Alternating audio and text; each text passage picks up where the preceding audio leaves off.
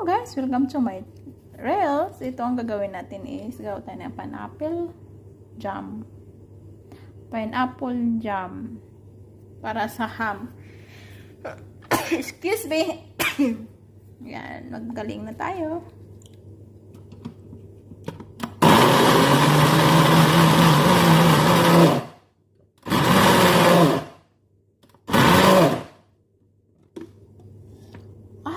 Nasubraan sa pino. Oh my gosh. Ayaw pa naman nasubraan sa pino ni ma'am. Pino.